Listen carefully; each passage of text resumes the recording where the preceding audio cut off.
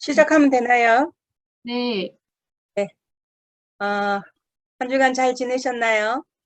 இந்த வாரம் முழுதும் நல்லா இருந்தீங்களா? 우리는 하나님의 자녀로 행복해야 합니다. நாம் தேவனுடைய பிள்ளைகளா இருக்கிறதுனால எப்பொழுதும் சந்தோஷமா இருக்க கடவும். 하나님이 우리를 전도자로 부르셨음을 감사하고 행복해야 합니다. தேவன் நம்மளை சுவிசேஷர்களாக நம்ம தெரிந்து கொண்டதுனால நாம் சந்தோஷம் சமாதானமா இருக்கணும். 하나님께서 창세전에 우리를 택하시고 이 시대의 주의 종으로 부르셨습니다. தேவன் இந்த உலகத்தை உண்டாக்கும் முன்னமே நம்மளை தெரிந்து கொண்டு நம்மளை இந்த நாளுக்காக ஆண்டவர் வைத்திருக்கிறார். 사모님들을 대상으로 말씀을 나누기 때문에 제가 사모님들에게 포커스를 맞춰서 말씀을 하겠습니다.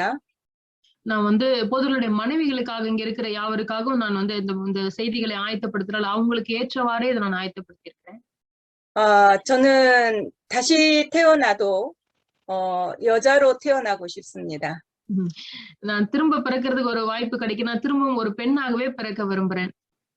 물론 한 번밖에 태어날 기회가 없지요. 그러나 다시 태어나는 일이 있다 할지라도 나는 여자로 태어나고 싶습니다. நம்ம ஒரு முறை தான் பிறக்க போறோம். ஆனா ஒருவேளை இன்னொரு முறை இருக்கிற ஒரு வாய்ப்பு இருந்துச்சுன்னா திரும்பவும் நான் பெண்ணாகவே பிறக்க விரும்புகிறேன். 그리고 또 다시 목사의 아내가 되고 싶습니다.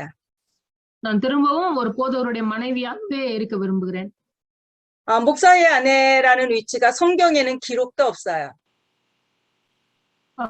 잠시만요. 목사의 아내, 사모의 위치가 성경에는 기록도 없다고요. போதலுடைய மனைவியா இருக்கிறதுக்கு பரிசுத்த ஆவியானுடைய அந்த கனெக்ஷன் அவங்களோட இருக்குது. 그러나 복음이 지금까지 전달되어 오는 과정 속에 사모의 역할은 굉장히 중요하다고 생각합니다. அதனாலதான் சுவிசேஷத்தை அறிவிக்கிற விஷயத்துல போதலுடைய மனைவிமார்களுடைய பங்கு பெரிதா இருக்கிறது. 사모는 여자이기 때문에 남자 밑에 있다 이런 생각을 버리셔야 합니다. நான் ஒரு போதகரா மனைவியா இருக்கிறதுனால ஒரு போதகருக்கு அடியில இருந்து தான் நான் இருக்கணும் அப்படின்ற ஒரு எண்ணத்தை நீங்க எடுத்துடணும். 사모님 죄송합니다. 얘기가 울고 있어요. 아들한테 맡기고 옵니다. 잠시만요. 네. 얘기하고 가세요. ஒரே ஒரு நிமிஷம், குழந்தை எழுந்திருச்சு. இப்ப தம்பி கிட்ட கொடுத்துட்டு வந்து ஒரு நிமிஷம் இருங்க.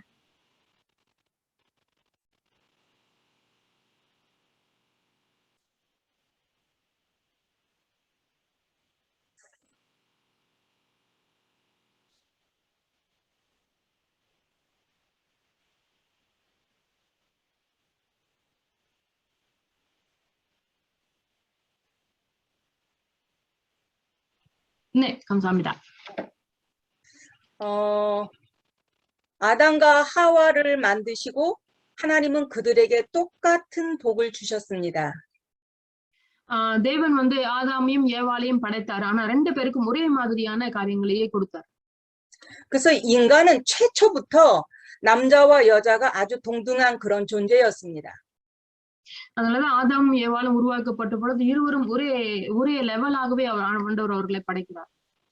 근데 아담이 에덴 동산에서 아담과 하와가 범죄하면서 그 이후에 남자와 여자가 이렇게 수직 관계, 위에 있고 아래에 있는 관계로 바뀐 것입니다. 그러면 원래 있다는 거예요? 아니, 없는 거죠. 사단의 역사죠. ஓகே. அப்ப தேவன் வந்து ஆதாமையும் ஏவாளையும் படைக்கும் பொழுது இருவரையும் ஒரே லெவலாக தான் படைக்கிறார். எப்பொழுது அவங்க விழுந்தார்களோ அப்பதான் மேல கீழென்ற ஒரு காரியம் வந்தது. 그래서 세상의 많은 문화들이 역사 속에서 남자가 위에 있고 여자가 아래에 있는 것으로 수천 년의 역사가 그렇게 흘러왔습니다. அப்புறம் நம்ம பார்க்கும் பொழுது சரித்திரத்துல பாத்தீங்கன்னா அப்ப ஆண்கள் எல்லாம் வந்து உயர் ஸ்தலத்திலும் பெண்கள் எல்லாம் கீழ்மட்டத்திலும் இருந்து அப்படியே அதை கொண்டு வருகிறதை நம்ம பார்க்கிறோம். 그러나 구원받은 하나님의 자녀들은 원래 인간이었던 아담과 하와의 그 위치로 회복되었음을 알아야 합니다. ரட்சிக்கப்பட்ட தேவனுடைய பிள்ளை ஒரு விஷயம் நல்லா தெரிஞ்சிருக்கணும். என்னன்னு கேட்டா, நாம் முதலாவது தேவன் எப்படி படைத்தார், இருவரையும் ஒரே இடத்துல ஒரே லெவலா படைத்தாரோ அந்த ஒரு காரியத்துக்கு நம்மளை தேவன் என்ன பண்றார், திரும்பவும் அந்த ஆசீர்வாதத்தை கொடுத்துட்டார். நம்ம ரட்சிக்கப்பட்டவர்களுக்கு அதை கொடுத்துட்டார்ன்றது நம்ம தெரிஞ்சுக்கொள்ளணும். 그런데 우리 몸이 머리가 있는 것처럼 가정의 머리로 남편을 주셨다고 성경은 기록하고 있습니다. ஆனா அதே நேரத்துல வேதம் நமக்கு சொல்லுகிறது எப்படி நம்ம சரீரத்துல தலை ஒரு முக்கிய பகுதியா இருக்கிறதோ அது போல கணவன் ஒரு முக்கிய பகுதியா இருக்கிறான்றதையும் வேதம் நமக்கு சொல்லுது. 머리는 중요하고 손, 발은 중요하지 않다. 이런 의미가 아닙니다. அதனுடைய அர்த்தம் என்னன்னா தலை ரொம்ப முக்கியம், கை முக்கியம் இல்லைன்றது அர்த்தம் கிடையாது. 머리가 중요한 것은 그만큼 가정에 대한 책임이 있다는 것을 의미합니다. தலை ரொம்ப முக்கியம்ன்றது என்னன்னா அதனுடைய ரெஸ்பான்சிபிலிட்டி, அதனுடைய முக்கியத்துவம் அதிகம்ன்றதுனாலதான்.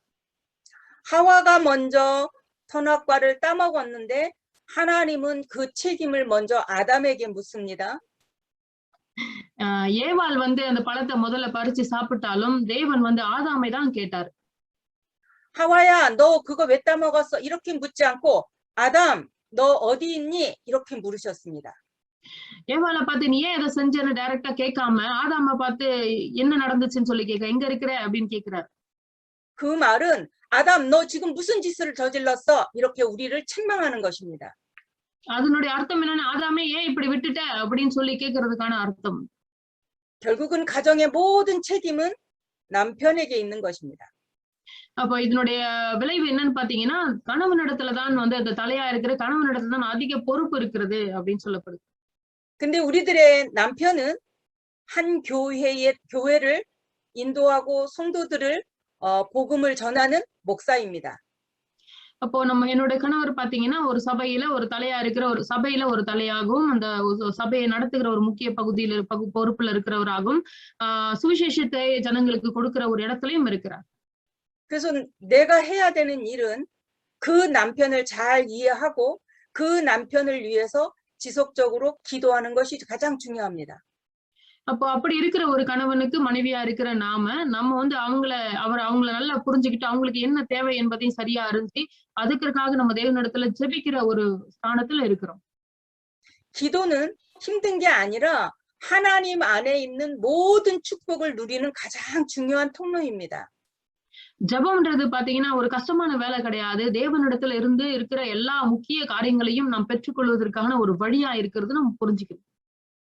기도를 정말로 여러분들이 이해하면 남편 목사님보다 더 큰 일을 하고 있다고 자부심을 가져도 됩니다. ஆமா, இப்போ நீங்க பாத்தீங்கன்னா ஜெபம் அப்படின்றது என்னன்னு நம்ம தெரிஞ்சுக்கிட்டோம்னாலே போதகர்களாகிய கணவர்களை விட நமக்கு முக்கிய பங்கு இருக்குது, முக்கிய ரெஸ்பான்சிபிலிட்டி இருக்குன்றது நம்ம புரிஞ்சுக்க முடியும்.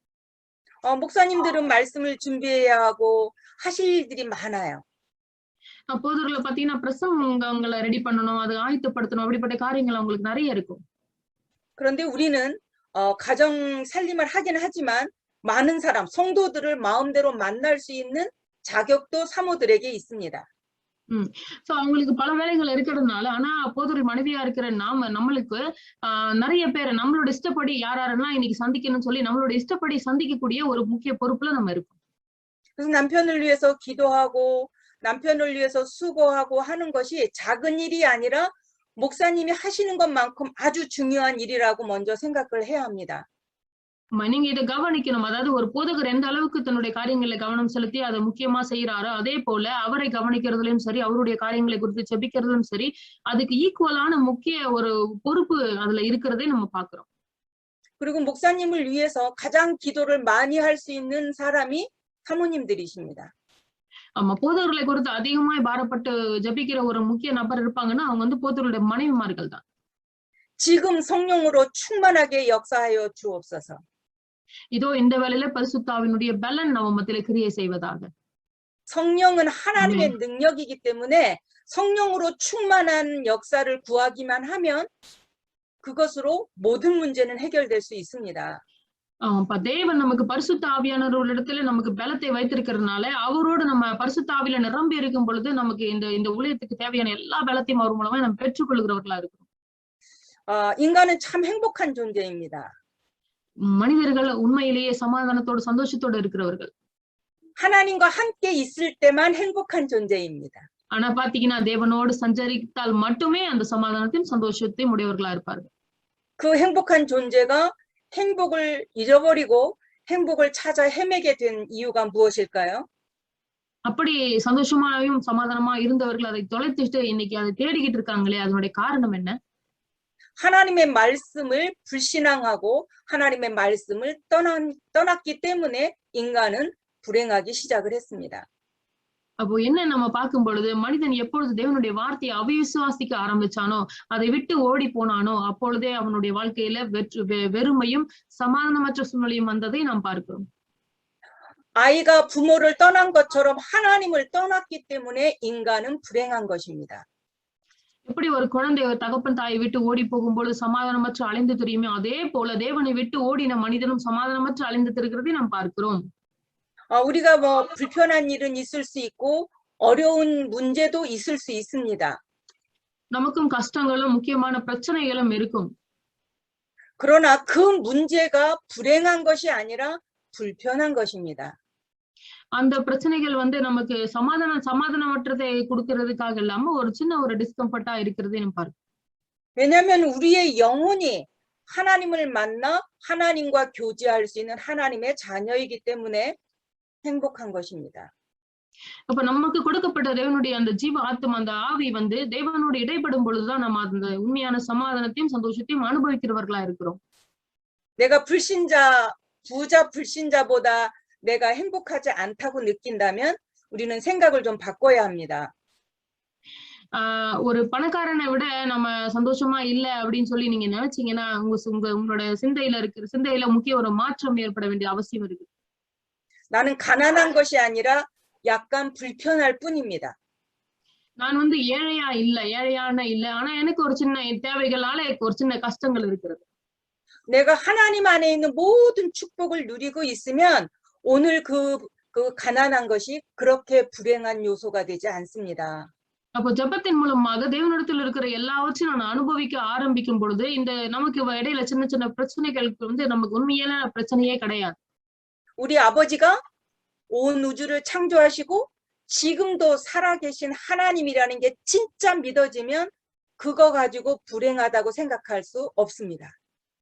நீங்கள் இப்ப நீங்க யோசிச்சீங்கன்னா உங்களுடைய தகப்பன் இந்த உலகத்தை ஆளுகிறவர், இந்த உலகத்தை ஆட்சி செய்கிறவர், எல்லாவற்றையும் அவருக்கு அடக்கி ஆளுகிறவர் என்பதை நீங்க விசுவாசிச்சீங்கன்னா உண்மையாகவே அப்பதான் உங்களுக்கு அவர் எப்படிப்பட்டவர்னு புரிய ஆரம்பிக்கும். 하나님 안에 있는 그 모든 축복을 시간 날마다 누리는 것이 성령 충만의 비밀입니다. ஆமா.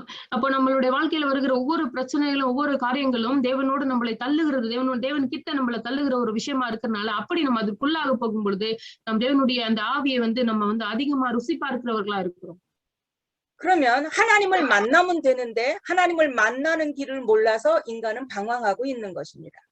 அப்ப பாத்தீங்கன்னா மனிதர்கள் தேவனை சந்திச்சுட்டா போதுமே, அப்படி சந்திக்க முடியாத பட்சத்துலதான் இவ்வளவு பிரச்சனைகள் இருக்கிறது. அப்ப தேவனை சந்திக்கிறதுக்கான வழிகள் என்ன அப்படின்றத நம்ம பார்க்கணும். 하나님은 하나님을 만나는 길을 2가지, 3가지 여러 길을 주신 것이 아니라 단 한 길을 주셨습니다. தேவன் தேவனை சந்திக்கிற வழியை 1, 2, 3, 4ன்னு சொல்லி வழிகளை பண்ணாம ஒரே வழியை தேவன் உண்டாக்கி இருக்கிறார். 다른 이로서는 구원을 얻을 수 없는데 천하 사람 중에 다른 이름을 우리에게 주신 일이 없다고 사도행전 4장 12절에 적고 있습니다.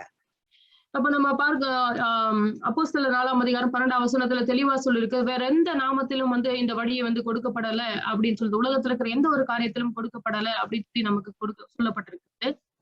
그럼 구원의 길은 하나님이 내신 한 길로 가야만 하는 것이죠. அப்ப ரட்சிப்பு என்பது தேவன் காண்பிக்கிற ஒரே வழியை தெரிந்து கொள்வதுதான். 그러면 어떻게 하나님을 만날 수 있는가? 오늘은 그 제목을 가지고 말씀을 나누겠습니다. அப்ப இன்னைக்கு என்ன பார்க்க போறோம்னா அப்படினா தேவனை எப்படி நாம் சந்திப்பது அப்படிங்கற ஒரு காரியத்தை நாம் பார்க்க போறோம். 여러분이 성경을 펴서 요한복음 14장 6절을 같이 펴서 읽어 주셨으면 좋겠습니다. இன்னைக்கு இப்ப எல்லாரும் வேதத்தை கையில வச்சிருப்பீங்கன்னு நினைக்கிறேன். வேதத்தை கையில வச்சிருக்கிறவங்க யோவான் 14ஆம் அதிகாரம் 6ஆம் வசனத்தை நாம் சேர்ந்து வாசிப்போம். எடுத்துட்டீங்களா? யோவான் 14ஆம் அதிகாரம் 6ஆம் வசனம். அதற்கு இயேசு வாசிக்கலாம். அதற்கு இயேசு, நானே வழியும் சத்தியமும் ஜீவனுமாய் இருக்கிறேன், என்னை அல்லாமல் ஒருவனும் பிதாவினிடத்தில் வரான் என்றார். 예수님이 직접 말씀하셨습니다. 예수님 자신이 길이고 진리고 생명이기 때문에 내가 아니고서는 하나님께로 갈 자가 없다고 말씀하셨습니다. அப்ப இங்க வந்து இயேசு கிறிஸ்து தெளிவா சொல்லுகிறார், நானே வழியும் சத்தியமும் ஜீவனுமா இருக்கிறேன், என்ன இல்லாம ஒருத்தனும் பிதா கிட்ட வர முடியாது அப்படின்ற சத்தியத்தை தேவன் நமக்கு சொல்லி கொடுக்கிறார். 꼭 기억해야 합니다. 우리는 다른 것으로 구원을 받을 수 없고 오직 하나님이 내신, 하나님이 만드신 길, 그 길로만 구원을 받을 수 있습니다. அப்போ இந்த ஒரு வழியை தவிர மற்ற எந்த வழியிலும் நமக்கு ரட்சிப்பு கிடையாது என்பதில் நம்ம அதிக நிச்சயம் உள்ளவர்களா இருக்கணும். வேற எந்த குழப்பமும் இதுல இருக்கக்கூடாது. ஒரே வழி மட்டும்தான். 그래서 요한복음 14장 6절의 말씀을 여러분이 늘 암송하시고 고백하시고 증거하시기 바랍니다. இந்த வசனத்தை நீங்க வந்து எல்லாரும் மனப்பாடமா வச்சிருங்க. இது வந்து உங்களுக்கு ஒரு பெரிய ஆசீர்வாதமா இருக்கும். 하나님은 영이십니다. தேவன் ஆவியா இருக்கிறார். 존재하는 양식이 우리는 육체를 가지고 있고 하나님은 영으로 존재하십니다. தேவன் மனுஷனை வந்து மாம்சத்துல படைத்தாலும் தேவன் ஆவியாகவே இருக்கிறார். 영으로 존재하시기 때문에 우리의 눈으로 볼 수가 없습니다. அவர் ஆவியா இருக்கிறதுனால நம்மளுடைய கண்களால அவரை பார்க்க முடியாது. 대신에 또 하나님은 영이시기 때문에 우리는 어디를 가려고 그러면 문을 열어야 되고 어디를 가려고 그러면 시간이 걸리고 하는데 하나님은 그렇게 시간의 제약을 받지 않습니다. இப்போ நம்ம பார்த்தோம்னா நம்ம எங்கேயாவது போகணும்னு சொன்னா நம்ம இங்க இருந்து ஒரு இடத்துல நடந்து போகணும், கதவை திறக்கணும், எல்லாமே வந்து நமக்கு எல்லாமே தொட்டு பார்க்கிற ஒரு காரியமாவே இருக்கிறது. நம்ம எல்லாமே செய்ய வேண்டியதா இருக்கு. ஆனா ஆண்டவர் வந்து அப்படி கிடையாது. அவர் ஆவியா இருக்கிறதுனால எந்த நேரத்திலும் எங்க வேணாலும் இருப்பார்.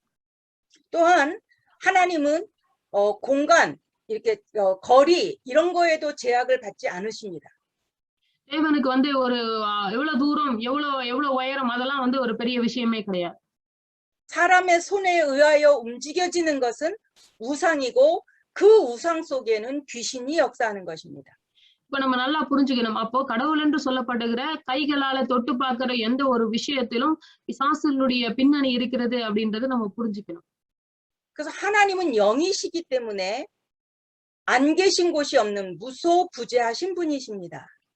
அப்போ அந்த தேவன் வந்து ஆவியா இருக்கிறபடினால அவர் எப்படி இருக்கிறார்னா எங்கும் நிறைந்தவராய் இருக்கிறார். 하나님은 영이시기 때문에 아시지 못하는 것이 하나도 없는 무소부재하신 분이십니다. தேவன் வந்து ஆவியா இருக்கிறதுனால அவர் சகலத்தையும் அறிந்தவராய், knowing everything, omniscientா இருக்கிறார். 하나님은 영이시기 때문에 능력의 한계가 없으셔서 무소불능하시다고 말합니다.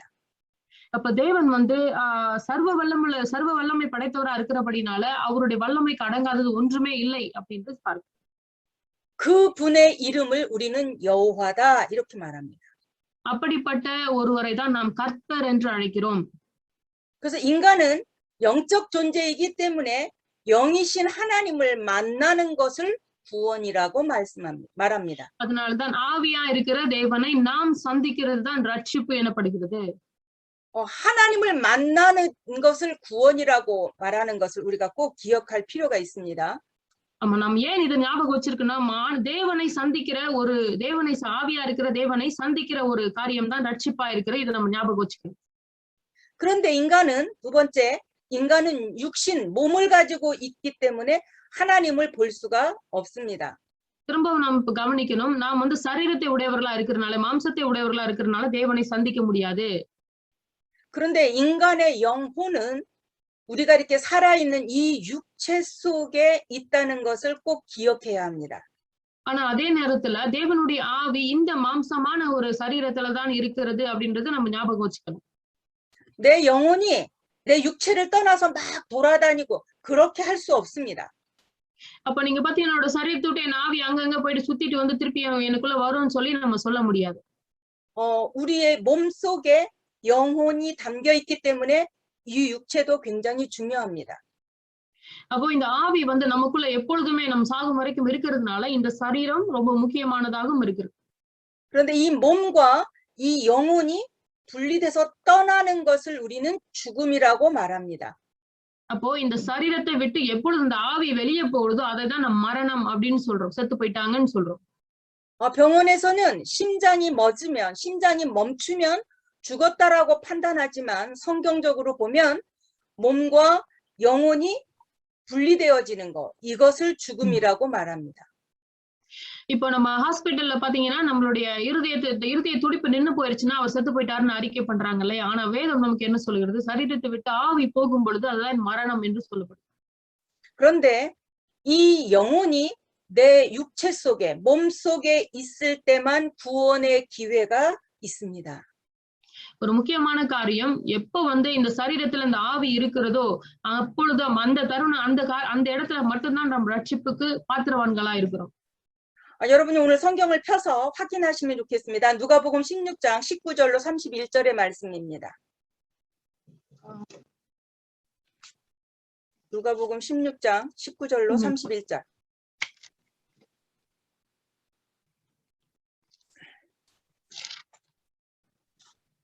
16절 31이에요? 16장 19절로 31절. 네. 쭉 읽어줄까요? 사모님? 같이 읽었으면 좋겠어요. 네, ஓகே.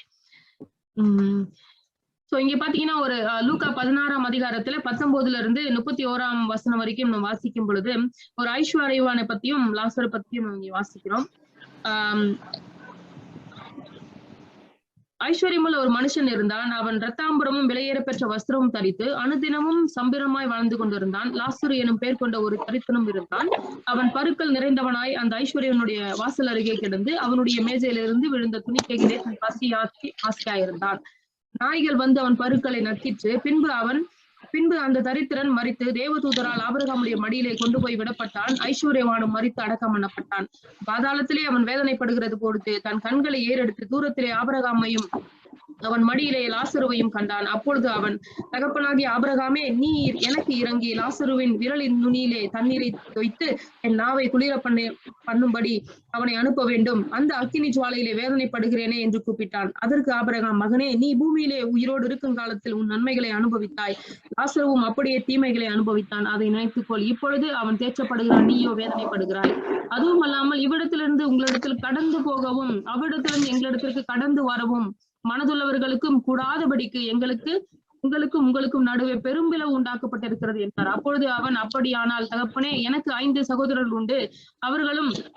அவர்களும் வேதனையுள்ள இந்த இடத்துக்கு வராதபடிக்கு அவன் போய் அவர்களுக்கு சாட்சியாக அறிவிக்கும் பொருட்டு நீர் அவனை என் தகப்பனுடைய வீட்டுக்கு அனுப்பும்படி உம்மை வேண்டிக் கொள்கிறேன் என்றான். ஆபிரகாம் அவனை நோக்கி, அவர்களுக்கு மோசேயும் தீர்க்கதரிசிகளும் உண்டு. அவர்களுக்கு அவர்கள் செவி கொடுக்கட்டும் என்றான். அதற்கு அவன், அப்படியல்ல தகப்பனாகி ஆபிரகாமே, மரித்தோரிருந்து ஒருவன் அவர்களிடத்திலே போனால் மனம் திரும்புவார்கள் என்றான். அதற்கு அவன், அவர்கள் மோசேக்கும் தீர்க்கதரிசிகளுக்கும் செவி கொடாவிட்டால் மரித்தோரிலிருந்து ஒருவன் எழுந்து போனால் நம்ப மாட்டார்கள் என்று சொன்னான் என்றார். 예수님이 직접 제자들에게 하신 말씀입니다. இது வந்து இயேசு வந்து சீஷர்களுக்கு சொன்ன ஒரு முக்கியமான காரியம். 이 말씀은 부자는 지옥에 가고 가난하면 천국에 간다는 그런 뜻이 아닙니다. இது பாத்தீங்கன்னா அதாவது பணக்காரர்கள் எல்லாம் வந்து நரகத்துக்கும் ஏழைகளா இருக்கிறவர்களா பரலோகத்துக்கு போவாங்க அப்படின்ற குறித்த காரியங்கள் அல்ல. 부자이든 가난한 사람이든 반드시 죽는다는 것을 말씀하시고 계십니다. அப்போ பணக்காரனா இருந்தாலும் ஏழையா இருந்தாலும் மரணம் என்பது நேரிட வேண்டிய ஒரு காரியமா இருக்குது நம்ம பார்க்கிறோம். 부자든 가난하던 사람이 죽으면 반드시 죽음 후에 천국이나 지옥이나 내세가 있다는 것을 말씀하고 있습니다. அப்போ இங்க என்ன சொல்லப்பட்டிருக்கிறதுனா, ஒரு பணக்காரனா இருந்தாலும் ஏழையா இருந்தாலும் சாகிறதுக்கு முன்பாகவே அவனுக்கு வந்து நித்தியம் அப்படின்ற ஒரு காரியம் இருக்கிறது நம்ம வெளிப்படுகிறது. 예수 믿는 사람은 하나님 아버지를 구원주를 만나러 가는 것이고, 예수를 믿지 않는 불신자는 하나님을 심판주로 만나러 가는 것입니다. அப்போ தேவனை ஏற்றுக்கொண்டு ரட்சிக்கப்பட்டவர்கள் வந்து தேவனை சந்திக்கும்படிக்கு பரலோகத்துக்கும், தேவனை ஏற்றுக்கொள்ளாமல் தேவனை தள்ளினவர்கள் வந்து நியாய தீர்ப்புக்கும் ஏதுவாகவும் போகிறதை நாம் பார்க்கிறோம். 그런데 죽음 후에 천국이나 지옥으로 한번 가면 다시는 돌아올 수 없다고 말씀하고 있습니다. இங்க நம்ம நல்லா பார்க்கும் பொழுது என்னன்னா, மரித்த பிறகு பரலோகத்துக்கும் சரி நரகத்துக்கும் சரி ஒரு முறை போயிட்டோம்னா திரும்பி நம்ம வந்து மாற்ற முடியாதுன்றதை நம்ம பார்க்கிறோம். 지옥에 가 있는 사람이 천국으로 옮겨갈 수도 없고 천국에 있는 사람이 지옥으로 갈 수도 없습니다. அப்ப நரகத்துக்கு போனவர் நரகத்திலிருந்து ஒரு முறை பரலோகத்துக்கும் இல்ல பரலோகத்தில் இருக்கிற ஒரு முறை நரகத்துக்கும் போக முடியாது அப்படின்றத பார்க்கிறோம். 나사로가 아브라함 품에 안겨서 보니까 그 부자가 지옥에서 고생하고 있는 모습을 보았습니다. அப்ப நம்ம இந்த லாசரு பாத்தீங்கன்னா ஆபிரகாமுடைய மார்புல சாஞ்சிக்கிட்டு இருக்கிறதையும் கீழே அந்த பணக்காரன் வந்து நரகத்துல இருந்து கஷ்டப்படுகிறதையும் நாம் பார்க்கிறோம். 날마다 파티하던 그 부자가 저 아브라함 품에서 안식하고 있는 거지 나사로를 보았습니다. அப்போ ஒவ்வொரு நாளும் பார்ட்டியில செலிப்ரேட் பண்ணிட்டு இருந்த அந்த பணக்காரன் இன்னைக்கு வந்து ஒரு ஏழையான லாசரு ஆபிரகாமுடைய மடியில இருக்கிறத பார்க்கும்பொழுது அவனுக்கு ரொம்ப ஒரு மாதிரி இருக்கு. 그런데 물 한 방울만 좀 나한테 갖다 달라고 하는데 그것이 거절되었습니다. அட்லீஸ்ட் ஒரு சொட்டு தண்ணியாவது அவன் கையால எனக்கு விரலால கொடுங்கன்னு சொல்லி கேட்டாலும் அது கூட செய்ய முடியாது அப்படின்றது இருக்கு. 이 땅에 사는 동안은 하나님의 일반 은총, 하나님의 은혜가 불신자나 신자나 동일하게 다 주어집니다. அப்போ இங்க நம்ம பார்க்கும்பொழுது பூமியில வாழுகிற பொழுதே நமக்கு வந்து கிருபை, தேவனுடைய கிருபை வந்து இந்த உலகத்துல இருக்கிறது. அதை வந்து நம்ம பெற்றுக்கொள்ளுகிற இடத்துல இந்த உலகத்துல மட்டுமே அந்த கிருபையை நாம் பெற்றுக்கொள்ள முடியும். 신자에게는 뭐 햇빛과 공기가 주어지는데 불신자에게는 햇빛과 공기가 없다든지 이러지 않고 하나님이 동일하게 자연 속에서 우리에게 같이 주십니다. அப்ப நம்ம இங்க பார்க்கும் பொழுது பணக்காரனுக்கும் சரி ஏழைக்கும் சரி காற்றும் வெயிலும் சமமா தான் இருக்கு. அதே போலதான் நமக்கு இந்த உலகத்துல வாழ்ற வரைக்கும் தேவனுடைய கிருபை எல்லாருக்கும் சமமா இருக்கிறது. 그러면 그렇게 목이 말라 지옥에서 고생하는 그 부자에게 우리가 물 한 방울이 아니라 큰 통에다 물을 줄 수도 있어요. அப்படி நரகத்துல கஷ்டப்பட்டு கொண்டு இருக்கிற அந்த பணக்காரனுக்கு வந்து நம்ம ஒரு சொட்டு தண்ணி இல்ல ஒரு கலசம் தண்ணி கூட கொடுக்க முடியும். ஆனா 그런데 그 물 한 방울에 은혜도 자비도 없는 곳이 지옥입니다. இதை நீங்க நல்லா கவனிக்கணும். அந்த ஒரு சொட்டு தண்ணி கூட, அந்த ஒரு சொட்டு கிருபை கூட நரகத்துல அவனுக்கு கிடைக்காது அப்படின்றத நம்ம பார்க்கிறோம். 그리고 예수님은 말씀하시죠. 네가 오고자 하지만 올 수가 없고 저가 가고자 하지만 갈 수가 없다라고 말씀하고 있습니다. அங்க அவர் ஆபிரகாம் சொல்லும் பொழுது என்ன சொல்றாருன்னா, நீ வந்து கீழே இருந்து மேல வரணும்னாலும் மேல இருக்கிறவங்க கீழே போறதுனாலும் பண்ண முடியாது அப்படின்னு சொல்றாரு. 그래서 기억해야 합니다. 우리가 육체가 살아 있는 동안에만 구원받을 수 있는 기회가 있습니다. அப்ப நம்ம நல்லா ஞாபகம் வச்சுக்கணும், நம் சரீரத்துல நம்ம ஆவி இருக்கிற வரைக்கும் தான் நம்ம வந்து ரட்சிப்புக்கு ஏதுவான பாத்திரமா இருக்க முடியும். 그리고 죽은 자를 위해서 아무리 여기서 기도를 하고 공로를 쌓아도 지옥에 있는 사람이 천국으로 절대로 갈 수가 없습니다. அதனால மரித்து போனவர்கள் இன்னைக்கும் ஜெபித்து கொண்டிருக்கிற அநேகர் இருக்கிறாங்க. அப்படி நீங்க என்னதான் முட்டி மோதி ஜெபிச்சாலும் அந்த இடத்துல இந்த இடத்துக்கு எந்த மாற்றமும் பண்ண முடியாதுன்றதை நீங்க வேலையில தெரிஞ்சுக்கணும். 우리가 살아 있는 동안만 하나님의 은혜로 구원을 받을 수 있다는 것을 의미합니다. அப்ப நம்ம இதுல இருந்து என்ன தெரிஞ்சுக்கணும், நாம் ஜீவனுள்ளவர்களா இருக்கும் வரைக்கும் தான் தேவனுடைய கிருபையும் ரட்சிப்பையும் பெற்றுக்கொள்ள முடியும் அப்படின்றத நம்ம பார்க்கிறோம். 그러면 하나님을 만나는 길은 도대체 무엇이 있을까요? அப்போ தேவனை சந்திக்கிறதுக்கான வழி என்ன அப்படின்றது நம்ம பார்க்கிறோம். 성경은 요한복음 1장 14절에 보면 영이신 하나님이 인간의 몸을 입고 이 땅에 우리를 구원하러 오셨다고 적고 있습니다. அப்ப நம்ம இங்க வந்து யோவான்ல வந்து 1ஆம் அதிகாரம் 14ஆம் வசனத்துல நம்ம பார்க்கும் பொழுது வார்த்தை மாம்சமாகி கிருபையினாலும் சத்தியத்தினாலும் நிறைந்தவராய் நமக்குள்ளே வாசம் பண்ணினார் அப்படின்னு சொல்லப்பட்டது. 물론 모든 성경이 다 중요하지만 요한복음 1장은 굉장히 중요한 성경입니다. அப்போ வேதம் முழுதுமே ரொம்ப முக்கியமான ஒரு பகுதிகளா இருந்தாலும் ஆனால் யோவான் 1ஆம் அதிகாரம் ரொம்ப முக்கியமான அதிகாரமா இருக்கிறது. 태초에 말씀이 계셨는데 그 말씀이 곧 하나님이시라고 시작하는 성경이 요한복음 1장입니다. அப்போ தேவன் வந்து வார்த்தையா இருந்து எப்படி மாம்சமானார் அப்படின்றத அது நமக்கு விளக்கமாய் சொல்லுகிற ஒரு வேதம் வந்து யோவான் 1ஆம் அதிகாரமா இருக்குது. 물론 사랑하는 제자 요한이 기록을 했습니다. இது அதே இயேசு கிறிஸ்து அதிகமாய் நேசித்த யோவான் அந்த சீஷனால எழுதப்பட்டிருக்கிறது. 영이신 하나님이 우리를 구원하시려고 사람의 몸을 입고 이 땅에 오셨습니다. ஆவியான தேவன் இந்த உலகத்துல நமக்காக மாம்சத்துல இந்த நம்மை காப்பாற்றும்படிக்கு இந்த இடத்துல வந்திருக்கிறது நம்ம பார்க்க முடியும். 그런데 그분은 죄가 없으십니다. அவரிடத்துல ஒரு பாவம் இல்லை என்பதை நாம் பார்க்கிறோம். 그리고 그분의 영은 우리하고 다르게 하나님이십니다. அப்ப நமக்கும் நம்மளுடைய ஆவிக்கும் அவருடைய ஆவிக்கும் உள்ள வித்தியாசம் என்ன? அவருடைய ஆவி தேவனா இருக்கிறது. 우리와 똑같이 육체를 가지고 계시지만 그러나 그분의 영은 하나님이십니다. அவர் நம்மளை போலவே மாம்சத்துல நம்மளோட சரீரத்தை உடையவரா இருந்தாலும் அவருடைய ஆவி தேவனா இருக்கிறது. 고린도전서 15장 45절에 기록을 하고 있습니다. அப்ப இது வந்து நமக்கு வந்து 1 கொரிந்தியர் 15ஆம் அதிகாரம் 45ஆம் வசனம், 1 கொரிந்தியர் 15:45ல அந்தபடியே முந்தின மனுஷனாகிய ஆதாம் ஜீவாத்மானான் என்று எழுதியிருக்கிறது, பிந்தின ஆதாம் உயிர்ப்பிக்கிற ஆவியானவர் என்று இருக்கு. 그분이 바로 예수 그리스도십니다. அவர்தான் நாம் சொல்லிக் கொண்டிருக்கிற இயேசு கிறிஸ்து எனப்படுவார். 예수님은 우리처럼 육체를 가지고 배고픔도 느끼고 피곤하기도 하고 아프기도 하고 하는 인성을 가지고 계시고 또한 하나님의 영인 신성을 가지고 계십니다. அப்போ இந்த உலகத்துல வாழ்ந்த இயேசு கிறிஸ்து பாத்தீங்கன்னா அவர் நம்மளை போல அவருக்கு பசிச்சிச்சு, அவருக்கும் வந்து டயர்டா இருந்துச்சு, அவருக்கும் வந்து கஷ்டங்கள் இருந்துச்சு. இது இருந்தாலுமே அவருடைய ஆவி தேவனுடைய ஆவியா இருந்தது. 마태복음 16장 16절에 보면 주는 그리스도시요 살아계신 하나님의 아들이시니이다. 베드로가 그렇게 고백을 했습니다. மத்தேயு 16ஆம் அதிகாரத்துல 16ஆம் வசனத்துல வந்து பேதுரு வந்து ஒரு முக்கியமான அறிக்கை எடுக்கிறார். என்ன சொல்றார்? நீர் ஜீவனுள்ள தேவனுடைய குமாரனாகிய கிறிஸ்து என்று அறிக்கை எடுக்கிறதை நாம் பார்க்கிறோம். 예수님은 그리스도로 이 땅에 오셨습니다. இயேசு இந்த உலகத்துல கிறிஸ்துவாக வந்திருக்கிறார். 구약에는 메시아, 신약에는 그리스도, 그 이름을 가지고 이 땅에 오셨습니다. அவரு பார்த்தோம்னா அவர் வந்து மேசியாவாகவும் இந்த உலகத்தினுடைய ரட்சகராகவும் இந்த உலகத்துக்கு வந்திருக்கிறது நாம் பார்க்கிறோம். 그리스도는 하나님을 만나는 길 선지자가 되십니다. அப்போ கிறிஸ்து எனப்படுபவர் வந்து இந்த வழியை உண்டு பண்ணுகிற ஒரு தீர்க்கதரிசியின் ஸ்தானத்தில் இருக்கிற அபிஷேகத்தை உடையவரா இருக்கிறார். 그 그리스도는 죄와 저주와 재앙을 해결하시는, 우리를 죄에서 해방시키시는 참 제사장이 되십니다.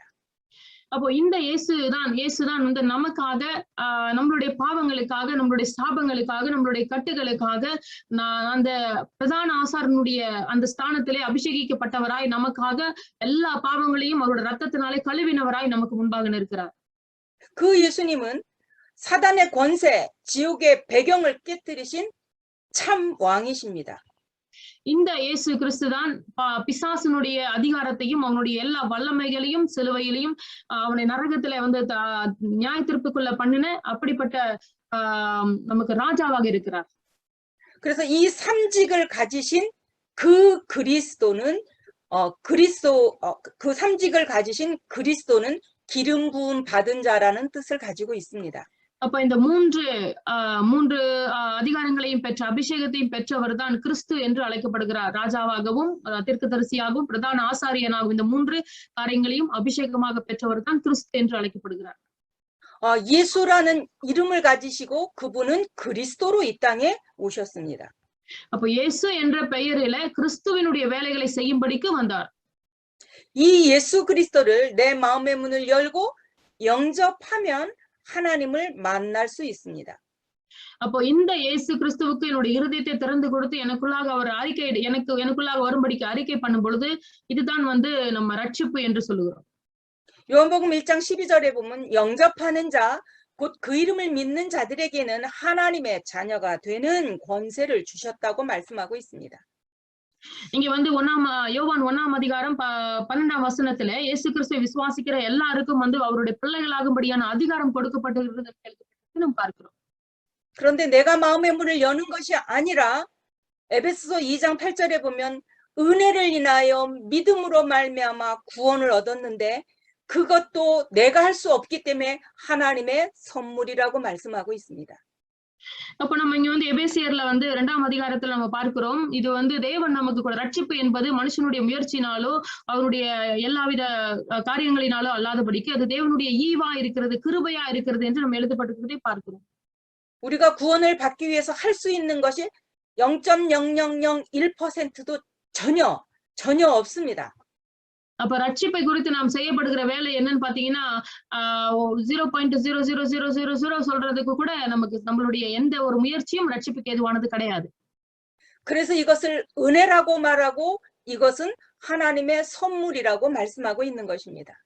அதுதான் இதை வந்து கிருபை என்றும் இது தேவனுடைய நமக்கு கொடுத்த தேவன் கொடுத்த ஈவு பரிசு என்றும் நாம் அழைக்கிறோம். 내가 죄인이구나. 십자가에 예수님이 나를 위해서 돌아가신 거 너무 감사하구나. 이렇게 감동을 받는 것도 성령의 역사입니다. நான் ஒரு பாவி என்றும் எந்த பாவிக்காக இயேசு கிறிஸ்து சிலுவையில மரித்தார், எனக்காக என்னுடைய ஸ்தானத்தை அவர் மரித்தார் அப்படின்னு சொல்லி நம்மளுடைய இருதயத்துல அவரை தியானிக்கிறோமே, அந்த தியானமே நமக்கு வந்து ஒரு நம்ம அறிக்கை இருக்கிற பரிசுத்த ஆவியினுடைய கிரியை அப்படின்னு கூட நம்ம சொல்ல முடியும். 내가 마음의 문을 열 수 있는 능력이 없기 때문에 성령께서 우리의 마음의 문을 열어주시고 우리로 하여금 깨닫게 하시고 감동을 주셔서 믿게 하시는 것입니다.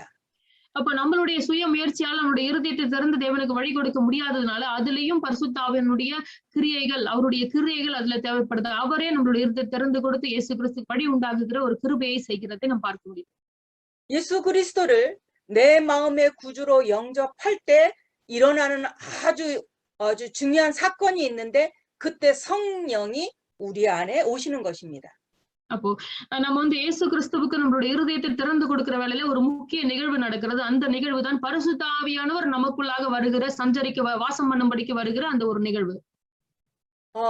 마귀의 자녀로 마귀에게 눌려서 이렇게 살고 있던 내게 마음의 문을 열고 빛 대신 성령이 내 안에 오시는 것을 구원이라고 합니다.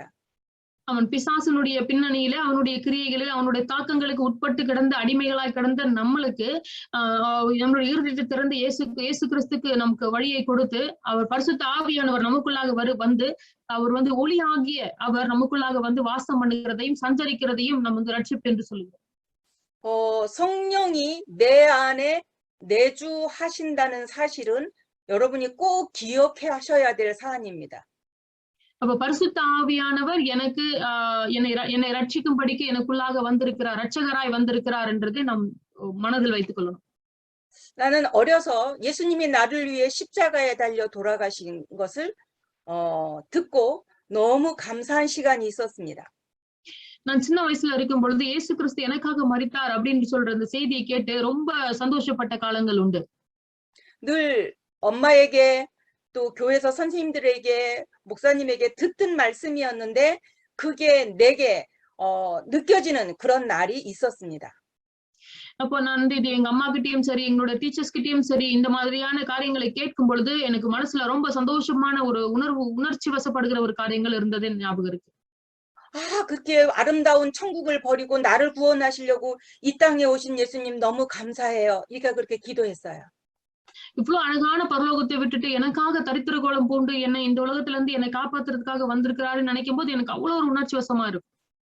그런데 그때부터 내가 기도하면서 성령을 달라고 기도를 했어요. அப்பத்துல இருந்து என்ன பரிசுத்த ஆவியானவர் எனக்கு தாங்கன்னு சொல்லி நான் ஜெபிக்க ஆரம்பிச்சேன். 내 안에 성령이 계시는데 가르쳐 주는 사람이 없으니까 늘 성령은 저 하늘에서부터 오는 것으로 내가 생각을 했단 말이죠. பரிசுத்த ஆவியானவர் ரட்சிக்கப்பட்ட பொழுது எனக்குள்ள வந்திருக்கிறான்ற சத்தியத்தை எனக்கு வந்து யாரும் சொல்லி கொடுக்காததுனால நான் ஒவ்வொரு நாளும் பரிசுத்த ஆவியானவருக்கு தாங்கன்னு சொல்லி நான் ஜெபிச்சுக்கிட்டே இருந்தேன். 그리고 나는 그 하나님이 교회에 계시는 줄로 알았어요. நான் என்ன நினைச்சேன்னா அப்படி வந்து நம்மளுடைய தேவன் எங்க இருக்கிறாருன்னா சபையில இருக்கிறார் அப்படின்னு சொல்லி நான் அறிஞ்சுக்கிட்டேன்.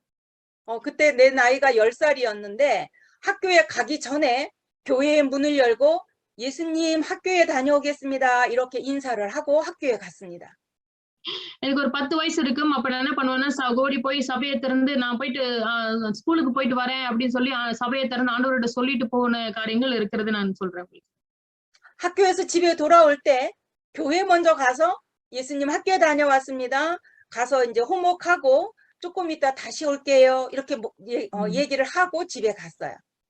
அப்ப திரும்ப ஸ்கூல்ல விட்டு வரும்போது திரும்ப போய் ஆலயத்தை திறந்து நான் பத்திரமா ஸ்கூலுக்கு போயிட்டு வந்துட்டேன், நான் ஹோம்ஒர்க் எல்லாம் முடிச்சு நான் திரும்பி உங்ககிட்ட வரேன் அப்படின்னு சொல்லிட்டு கதவு சாத்திட்டு வருவேன். 밤이 되면 또 가서 얘기해요. 예수님 오늘 밤 잘 주무세요. 내일 아침에 다시 오겠습니다. 이렇게 기도를 했습니다. அப்ப நைட்டும் அதே மாதிரி சபையை திறந்து போய் நான் நல்லா தூங்க போறேன், நீங்களும் நல்லா தூங்குங்கன்னு சொல்லிட்டு அவர்கிட்ட சொல்லிட்டு நான் காலையில உங்களை நான் சந்திக்கிறேன்னு சொல்லிட்டு வர்றதையும் நான் பழக்கமா வச்சிருந்தேன். 내가 고등학교를 졸업할 때까지 아무도 내게 성령에 대해서 가르쳐 준 사람이 없었어요. நான் வந்து ஹை ஸ்கூல்ல முடிக்கிற வரைக்கும், ஹை செகண்டரி ஸ்கூல் முடிக்கிற வரைக்கும் பரிசுத்தாவினை குறித்து சொல்லிக் கொடுக்கறவங்க யாருமே அங்க இல்ல. 그래서 나는 교회 가야만 하나님을 만나는 줄 알고 교회를 진짜 열심히 날마다 하루에도 몇 번씩 가서 하나님 앞에 기도하기 시작을 했어요. அப்ப நான் என்ன நினைச்சேன்னா, தேவனை வந்து ஆண்டவரை வந்து நம்ம சபையில தான் சந்திக்க முடியும்ன்றதுனால நான் ஒவ்வொரு நாளும் சபைக்கு போய் அவரோடத்துல பேசுகிறதே ஒரு வழக்கமாவே வச்சுட்டு 내가 마음의 문을 열고 예수 그리스도를 내 마음의 구주로 고백하면 그때 성령이 내 안에 내주하십니다. அப்ப என்னுடைய இருதயத்தை தேவனுக்கு திறந்து கொடுத்து இயேசுவை நான் எனக்குள்ளாக ஏற்றுக்கொள்ளும் பொழுது பரிசுத்த ஆவி எனக்குள்ள வந்திருக்கிறார் அப்படின்றதை நான் வந்து தெரிஞ்சு கொள்ளாமல் இருந்தேன். 저 하늘 꼭대기, 저 하늘 보좌에만 계신 것이 아니라 지금 나와 함께 계시다는 사실은 정말 놀라운 일입니다. அவர் வந்து சிங்காசனத்துல வீற்றிருக்கிறவரா, அது ரொம்ப தூரத்துல இருக்கிறவரா இருந்தும் அதே நேரத்துல இப்பொழுதும் என்னுடைய இருதயத்திலே வாசம் பண்ணுகிறவரா இருக்கிறார். 내 안에 계시기 때문에 나를 하나님의 성전이다 이렇게 말하고 있습니다. அவர் என்னிடத்துல வாசமா இருக்கிறதுனால அவர் என்னை ஆலயம் என்று அழைக்கிறார். 내 안에 그 능력으로 함께 계시기 때문에 마귀 사탄의 권세는 영원히 떠나가는 것입니다. அவர் அப்படிப்பட்ட வல்லமையுள்ள தேவன் எனக்குள்ளாக இந்த ஆலயத்திலே வாசம் பண்ணுகிறபடினால சத்ருவையும் அவரோட அதிகாரத்தையும் எல்லாவற்றையும் அந்த அகற்றி என் இடத்துல அவன் அண்டாதபடிக்கு என்னை பாதுகாக்கிறவரா இருக்கிறார். 현장에서 복음을 전하면서 마귀에게 잡혀 있는 자에게 영접 기도를 여러분이 하실 수 있으셔야 합니다. ஆமா, அதனாலதான் வந்து நம்ம ஃபீல்டுல போய் நம்ம சுவிசேஷத்தை சொல்லும் பொழுது பாவ அறிக்கை செல்லுகிற தேவனுக்கு தன்னுடைய இடத்தை திறந்து கொடுக்கிற ஒரு ஜபத்தை அவர்களுக்கு நாம் சொல்லி கொடுக்கணும். 그리고 성령이 나와 함께 계셔서 내 마음과 생각도 다 알고 계심을 가르쳐 주셔야 합니다. அப்ப நம்ம வந்து பரிசுத்த ஆவியா நமக்குள்ள இருக்கும் பொழுது என்னுடைய இருதயமும் என்னோட சிந்தையும் எல்லாம் வந்து தேவனுக்கு எல்லாமே அறிவிக்கிற ஒரு இடமா இருக்கிறது அப்படின்றது நம்ம தெரிஞ்சுக்கணும். 아, 무슨 일만 있으면 다른 사람한테 막 말을 하는 그런 습관이 있으십니까? 그러면 고치셔야 합니다. இப்ப பாத்தீங்கன்னா இப்ப தேவன் உங்களோட சிந்தையையும் இருதயத்தையும் அறிந்திருக்கிறவர் அப்படினால நீங்க வந்து இன்னொருத்தவங்க கிட்ட போய் உங்களோட பிரச்சனைகளை சொல்லுகிற ஒரு நபரா இருப்பீங்கன்னு சொன்னாக்கா இதை நீங்க சரி பண்ணிக்கணும். 내 생각, 내 마음, 내가 무엇을 생각하고 내 마음이 어떤지 내 안에 계신 성령 하나님이 잘 알고 계십니다. அப்ப என்னுடைய இருதயத்திலே வாசம் பண்ணுகிற தேவன் என்னுடைய இருதயத்தின் நினைவுகளையும் என்னோட சிந்தையினுடைய யோசனைகளையும் நன்றாக அறிந்திருக்கிறவரா இருக்கிறபடினால 그래서 이제부터 사탄에게 속지만 않으면 되는 것입니다. அப்போ இப்போ இந்த மாதிரி நமக்குள்ளாக வாசம் பண்ணுகிற இந்த ஒரு நிலையில ஒரு நம்ம வஞ்சிக்கப்பட்டால் மட்டும் போதும் பல காரியங்கள் எழுந்து போகிறதுக்கு. 우리가 현장에서 사역을 하다 보면 성도들이 예배드리고 기분이 좋을 때는 구원받은 것 같고 문제가 잘 안 풀리고 어려운 일을 당하면 오늘은 지옥 갈 것 같고 이런 성도들을 우리는 현장에서 많이 만나게 됩니다. ஆமா, நீங்க இப்ப வந்து நம்ம ஃபீல்டுல பார்த்தோம்னா நிறைய பேர் வந்து ரட்சிப்பு குறித்து சரியா தெரியாமல் இருக்கும். நம்ம ரட்சிக்கப்பட்டது ஆனாலும் நரகத்தை குறித்து பயத்துல இருப்பாங்க. இன்னும் வந்து குழப்பத்துல இருப்பாங்க. அதாவது 3 பிரச்சனை, பாவ பிரச்சனை, பிசாசனுடைய பிரச்சனை, அதே போல பிரிவினை பிரச்சனைகளை இயேசு கிறிஸ்து தீர்த்துட்டாரு அப்படின்ற சத்தியம் கூட தெரியாமல் ஒரு குழப்பத்துல இருக்கிறவங்களே நம்ம ஃபீல்டுல நிறைய பேரை பார்க்க முடியும். 한번 내 안에 오신 성령은 그냥 떠나거나 뭐 없어지거나 이런 존재가 아니라 영원히 내가 천국 가서도 함께 하시는 것입니다. அப்ப எனக்குள்ளாக வாசம் பண்ணுகிற பரிசுத்த ஆவியான சும்மா வெளியே போயிட்டு திடீர்னு காணாம போடுறவர் அல்ல. எப்பொழுதும் நித்திய காலமாக நான் பரலோகத்துக்கு போனாலும் அங்கேயும் என்னோடு கூட இருக்கிறவரா இருக்கிறார். 우리가 이 성령이 함께 하시는 이 사실을 현장에서 우리의 성도들에게 우리의 제자들에게 바르게 가르쳐서 그들로 하여금 전도하도록 도와주셔야 합니다. அப்ப நம்ம வந்து இந்த சத்தியத்தை நம்மளோட பிள்ளைகளுக்கும் நம்மளுடைய ஃபீல்டுல இருக்கிறவர்களுக்கும் நம்ம வந்து சொல்லிக் கொடுக்கணும். இதை நான் தேவன் எப்படி நம்மளோட இருக்கிற நம்மளுடைய இருதயத்தை திறந்து கொடுக்கும் பொழுது ஆவியானவர் நமக்குள்ளாக எப்படி இருக்கிறார், நம்ம ரட்சிக்கப்பட்ட ஒரு அனுபவத்துக்குள்ள இருக்கிற இந்த காரியத்தை அப்படியே நம்மளோட பிள்ளைகளுக்கும் அந்த ஃபீல்டுல இருக்கிறவங்களுக்கும் சொல்லிக் கொடுக்க வேண்டிய முக்கிய இடத்துல நம்ம இருக்கிறோம். 그러면 하나님이 나와 함께 하시는 증거는 도대체 무엇이 있을까요? அப்ப தேவனும் நானும் சஞ்சரிக்கும் பொழுது எழும்புகிற சாட்சிகள் என்னவா இருக்கலாம்? 요한복음 14장 26절, 27절 성경 말씀을 여러분이 펴서 같이 읽으셨으면 좋겠습니다. ஓகே, நம்ம இப்ப பார்த்தோம்னா யோவான்ல வந்து 14ஆம் அதிகாரத்துல 26, 27 எல்லாரும் வேதத்தை தொடர்ந்து நம்ம இந்த வேலையில வாசிக்கலாம். யோவான் 14ஆம் அதிகாரம் 26ல இருந்து 27 உங்க வேதத்தை திறந்துக்கோங்க, தொடர்ந்து வாசிக்கலாம். யோவான் 14, 26, 27. என் நாமத்தினாலே பிதா அனுப்ப போகிற பரிசுத்த ஆவியாகிய தேற்றரவாளனே எல்லாவற்றையும் உங்களுக்கு போதித்து நான் உங்களுக்கு சொன்ன எல்லாவற்றையும் உங்களுக்கு நினைப்பூட்டுவார். சமாதானத்தை உங்களுக்கு வைத்து போகிறேன், என்னுடைய சமாதானத்தையே உங்களுக்கு கொடுக்கிறேன். உலகம் கொடுக்கிற பிரகாரம் நான் உங்களுக்கு கொடுக்கிறதில்லை. உங்கள் இருதயம் கலங்காமலும் பயப்படாமலும் இருப்பதாக. ஆமென். 성령은 내 안에 왜 계시느냐? 나를 하나님이 인도하시려고 내 안에 계신 것입니다. ஏன் பரிசுத்தாவினுடைய உள்ளத்துல இருக்கிறார் அப்படின்னு சொன்னாக்கா, நம்மை நடத்துவதற்கு, நம்மளை கைட் பண்ணுவதற்கு தேவன் நம்மளோட இருக்கிறார். 그리고 어린아이 신앙으로 그냥 있는 것이 아니라 점점 성숙한 그리스도인으로 성장해 가도록 하시기 위해서 내 안에 계십니다. அப்ப நம்ம சும்மா ஒரு குழந்தையை போல நடத்தப்பட்டு கொண்டே இருப்பதற்காக அல்ல, அந்த கிறிஸ்துவனுடைய அறிவில அறிந்து இன்னும் ஒரு மென்மையான நிலைக்கு வரும்படிக்கு தேவன் நம்மளை தொடர்ந்து ஒவ்வொரு படிப்படியாக நடத்தி கொண்டே வருகிறார். 내 뜻대로 세상을 살아가도록 하시는 것이 아니라 하나님의 계획대로 우리를 인도하시려고 내 안에 계십니다. அப்ப எனக்கு என்ன சரின்னு படுதோ அதன்படி என்னோட வாழ்க்கையை நடத்துவதற்காக அல்ல, பரிசுத்த ஆவி எனக்கு என்று வைத்திருக்கிற அந்த சித்தத்தின்படி, அந்த திட்டத்தின்படி என்னை நடத்துவதற்கே பரிசுத்த ஆவியன் என்னோட கூட இருக்கிறார். 근데 가장 중요한 것은 하나님이 주시는 평안이 있는데 그 평안은 세상 것과 비교할 수가 없습니다. அப்போ நம்ம ஒரு முக்கியமான விஷயத்தை இங்க பார்க்கும் பொழுது, தேவன் நமக்கு கொடுக்கிற அந்த சமாதானத்தை இந்த உலகத்துல இருக்கிறவங்க பெற்றுக்கொள்கிற எந்த சமாதானத்தோடு ஒப்பிட்டு பார்க்கவே முடியாத அளவுக்கு வித்தியாசம் உள்ளது. 성경은 뭐라고 말씀하십니까? 너희는 근심하지 말고 두려워하지도 말라고 말씀하십니다. வேதம் நமக்கு என்ன சொல்லி கொடுக்கும்? உங்கள் இருதயம் கலங்காமலும் பயப்படாமலும் இருப்பதாக சொல்லி கொடுக்கும். 이 평안이 여러분의 것입니다. இந்த சமாதானம் தான் தேவன் நமக்கு கொடுத்த சமாதானம். 그러면 어떨 때 우리가 이렇게 성숙한 그리스도인으로 성장해 갈 수 있을까요? 어떻게 해야 성숙한 그리스도인으로 성장해 갈 수 있을까요? அப்ப நம்ம என்ன செய்தால் நம்ம இந்த பரிசுத்த ஆவியினுடைய அந்த சமாதானத்தோட தொடர்ந்து நம்ம வாழ முடியும்? 하나님의 말씀을 올바르게 받을 때 성령의 인도를 받을 수 있습니다. அப்போ இந்த சத்திய வேதத்தை சரியாக நாம் படிக்கும் பொழுது, சரியாக அதை ஏற்றுக்கொள்ளும் பொழுது மட்டுமே நம் பரிசுத்த ஆவியினுடைய இந்த சமாதானத்தை பெற்றுக்கொள்ள முடியும். 성경은 하나님의 말씀입니다. வேதம் தேவனுடைய வார்த்தையா இருக்கிறது. 하나님의 말씀은 반드시 성취되어집니다. தேவனுடைய வார்த்தையானது ஒரு சின்ன விஷயம் கூட மாறாமல் அப்படியே நிறைவேறக்கூடியதா இருக்கிறது. 히브리서 4장 12절에 보면 하나님의 말씀은 살아있고 운동력이 있다라고 말씀하고 있습니다.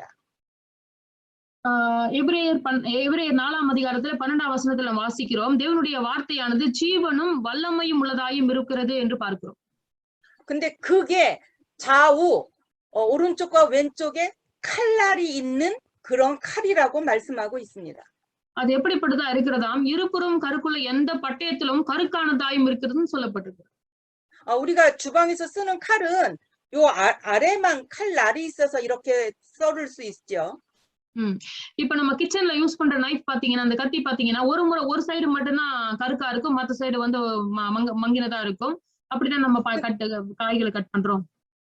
근데 그 하나님의 말씀은 오른쪽 왼쪽 양쪽에 칼날이 있어서 아주 예리하다고 말씀을 하고 있습니다. அப்போ தேவனுடைய வார்த்தை எப்படிப்பட்டதா இருக்குதாம்? இருபுறம் கருக்குள்ளதா இருக்கிறதுனால எல்லாவற்றையும் வெட்டி போடுகிறதற்கு ஏதுவா இருக்கு. 그래서 혼과 영과 관절과 골수를 찔러 쪼개서 우리를 이렇게 살펴주신다고 말씀을 하고 있습니다. அப்ப இது எப்படி இருக்குன்னா, ஆத்மாவையும் ஆவியையும் கணுக்களையும் ஊனையும் பிரிக்கத்தக்கதாக உருவ குத்துகிறதாயும் இருதயத்தின் நினைவுகளையும் யோசனையும் வகையறுக்கிறதாயும் இருக்கிறது நம்ம பார்க்கிறோம். 하나님의 말씀을 내가 마음의 문을 열고 사실로 받을 때 우리의 생각이, 우리의 영혼이 달라질 수 있는 것입니다. அப்ப விசுவாசத்தோடு தேவனுடைய வார்த்தை நம்முடைய இருதயத்துக்கு திறந்து கொடுத்து நம்ம அதை ஏற்றுக்கொள்ளும் பொழுது நம்மளுடைய சிந்தைகளும் நம்மளுடைய இருதயமும் மாறுதல் உட்படுகிறதை நாம் பார்க்க முடிகிறது. 이 말씀을 바르게 받을 때 우리 속에 있는 영이 살아나게 되는 것입니다.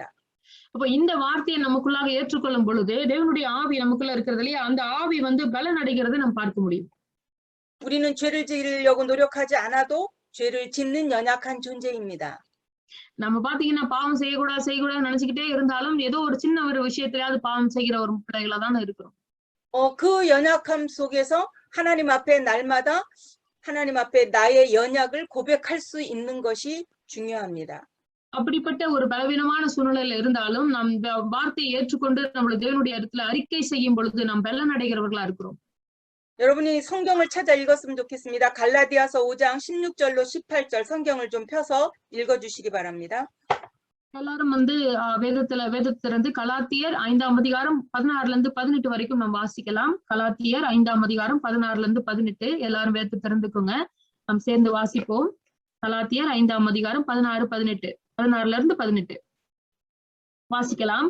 ஆவிக்கேற்றபடி நடந்து கொள்ளுங்கள், அப்பொழுது மாம்ச இச்சையை நிறைவேற்றாதிருப்பீர்கள். மாம்சம் ஆவிக்கு விரோதமாகவும் ஆவி மாம்சத்துக்கு விரோதமாகவும் இச்சிக்கிறது.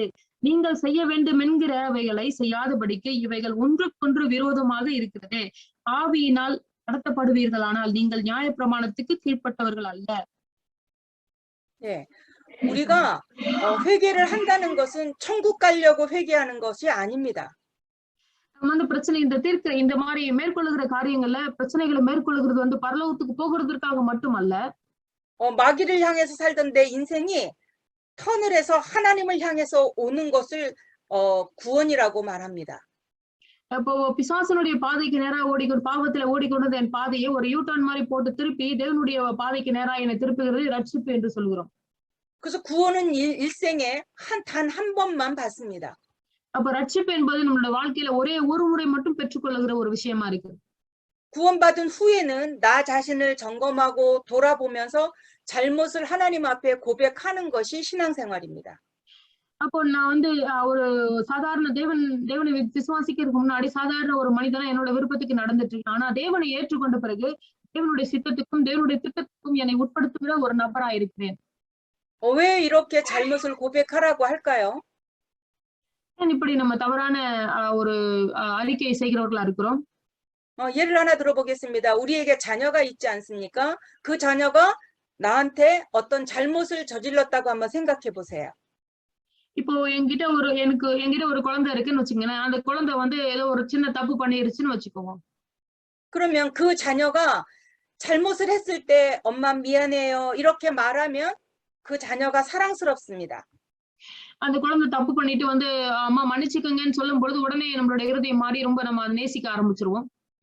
근데 잘못을 해놓고도 뉘우치지도 않고 자기 맘대로 고집을 피우면서 막 돌아다니고 하면 그 엄마지만 그 자녀가 미운 생각이 들어요. அதே குழந்தை வந்து மன்னிப்பு கேட்காம சாரி எதுவும் சொல்லாம அது பாட்டுக்கு அது இஷ்டத்தை தப்பு பண்ணிட்டு அது இஷ்டத்துக்கு சுத்திட்டு இருந்துச்சுன்னா அந்த அம்மாவோட இருதயம் எப்படி இருக்கும்? கொஞ்சம் வித்தியாசமா அந்த குழந்தைய குறித்து ஒரு வித்தியாசமான எண்ணங்கள் இருக்கும்.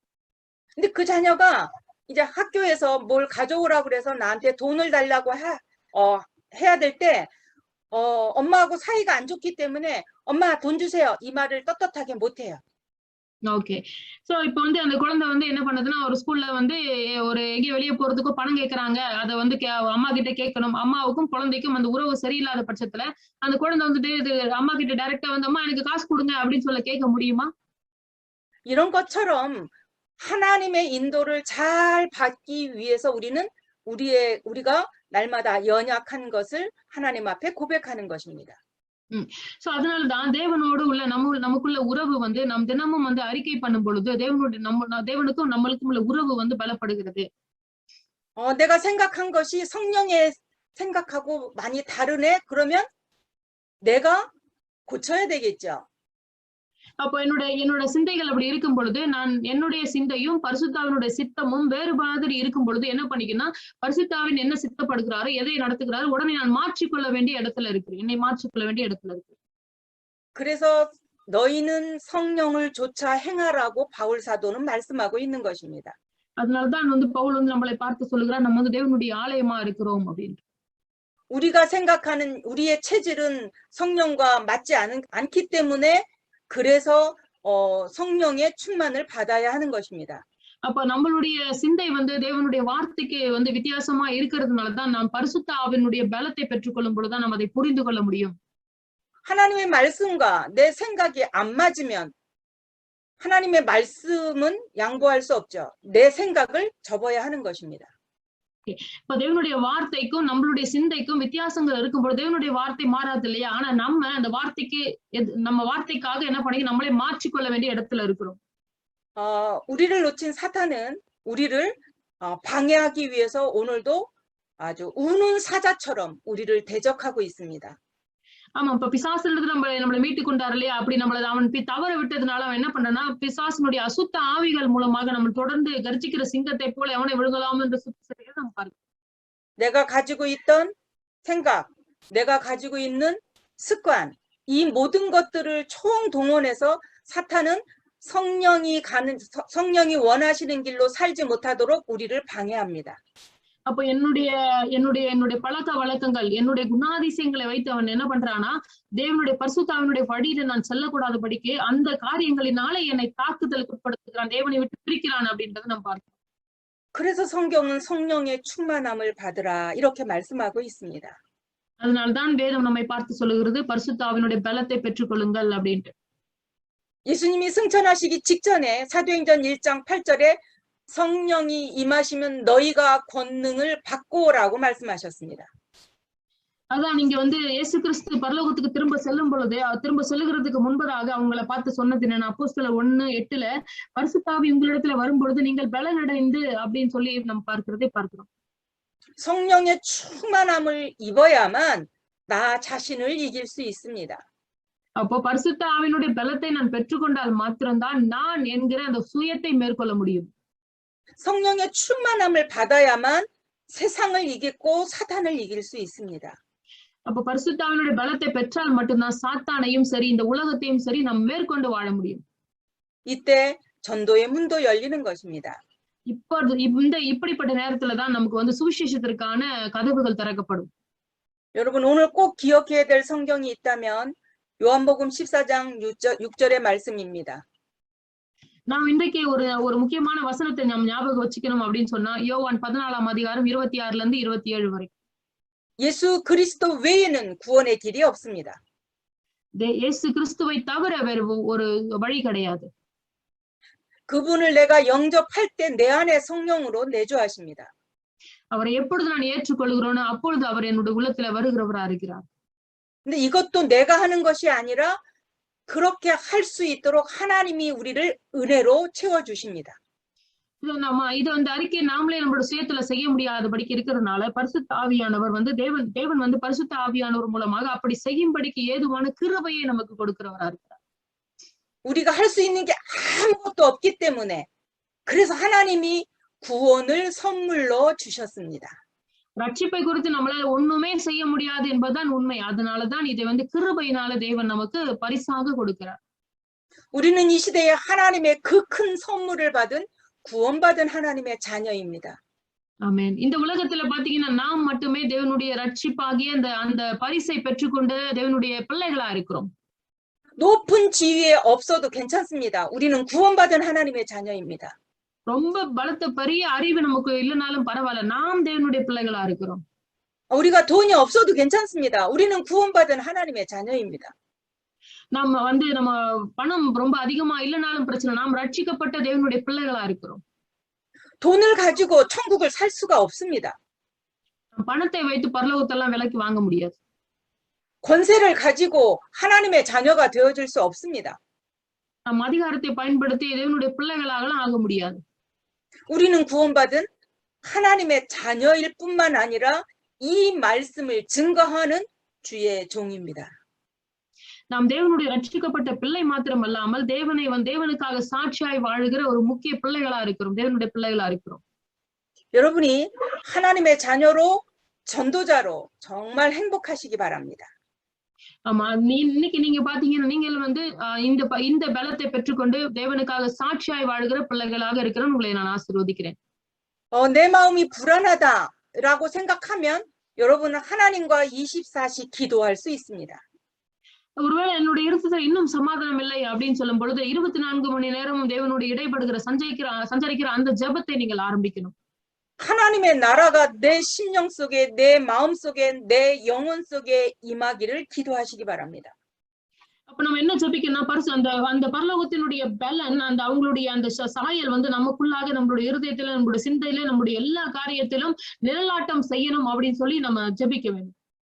불안은 하나님의 것이 아닙니다. சமாதானமற்ற சூழ்நிலை தேவன் கொடுக்கிற வழி கிடையாது. 불안을 가져다 주는 존재가 있는데 그게 사탄입니다. இந்த சமாதானமற்ற சூழ்நிலையை கொண்டு வருகிறது யாரு? அவன் பேர் தான் சாத்தான். 그 사탄을 꺾는 길은 오직 예수 그리스도 그 이름뿐입니다. அந்த சாத்தானை ஜெயிக்கிற ஒரு காரியம் என்னன்னா இயேசு கிறிஸ்து என்னும் நாமம். 그래서 하나님의 말씀을 우리가 암송하고 묵상하는 것입니다. அதனால்தான் தேவனுடைய வார்த்தையை நாம் ஏற்றுக்கொண்டு அதை வந்து மனப்பாடம் பண்ணி நம்ம அதை விசுவாசிக்க ஆரம்பிக்கணும். 현장에서 이런 사람을 만났을 때 우리가 이렇게 도와주어야 합니다. இப்படிப்பட்ட ஜனங்களை, சமாதானமற்ற ஜனங்களை சந்திக்கும் பொழுது நாம் உதவி செய்ய நம்ம ஆயத்தமா இருக்கிறவர்களா இருக்கணும். 불안해하는 사람한테 불안해하지 마세요. 이건 답이 아니에요. சமாதானமற்ற இருக்கிறவங்களை பார்த்து நீங்க சமாதானம் எல்லாம் அப்படி இருக்காதீங்க அப்படின்னு சொல்றது அது பதில் கிடையாது. 당신이 하나님의 자녀가 아니라서 그래요. 라고 먼저 말을 하셔야 됩니다. அவங்களுக்கு நம்ம சொல்றோம், நீ வந்து தேவனுடைய பிள்ளையா இல்லாத இருக்கிறனால இந்த சமாதானமற்ற சூழ்நிலை இருக்கிறேன்னு தைரியமா சொல்லணும். 하나님의 자녀가 되면 우리 안에 하나님의 영이 임하십니다. நாம் தேவனுடைய பிள்ளைகளா ஆகும் பொழுது பரிசுத்தாவினுடைய பலன் நமக்குள்ளாக வருகிறது. தேவனுடைய பிள்ளைகளா நாம் மாறுகிறோம்னு சொல்லி கொடுக்கணும். 그럼 불안을 가져다 주는 사탄은 떠나게 되어 있습니다. 라고 증거하셔야 합니다. நம்ம அப்படி ஏற்றுக்கொள்ளும் பொழுதுதான் பிசாசும் அவனுடைய கிரியைகள் நம்மளை விட்டு போகும், அந்த சமாதானமற்ற சூழ்நிலை மாறும் அப்படி என்று அவர்களுக்கு சொல்லிக் கொடுக்கணும். 여러분이 복음이 깊이 누려지는 것만큼 깨달아지는 것만큼 우리들의 입을 열어 예수 그리스도가 증거될 것입니다. நாம் வந்து இயேசு கிறிஸ்துவை அறிக்கை பண்ணும் பொழுது நம்மளுடைய வாழ்க்கையில நம்மளுடைய காரியங்கள் எல்லாம் மாறி நம் சாட்சியாக மாறுகிற வரைக்கும், அதனுடைய ஆழத்தையும் அகலத்தையும் நீளத்தையும் அறிந்து கொள்ளுகிற வரைக்கும் நம்ம வந்து அவரை குறித்த சாட்சியாய் நாம் வாழ்ந்து கொண்டே இருக்கணும். 한 주간 여러분이 정말로 복음 안에서 행복하시기 바랍니다.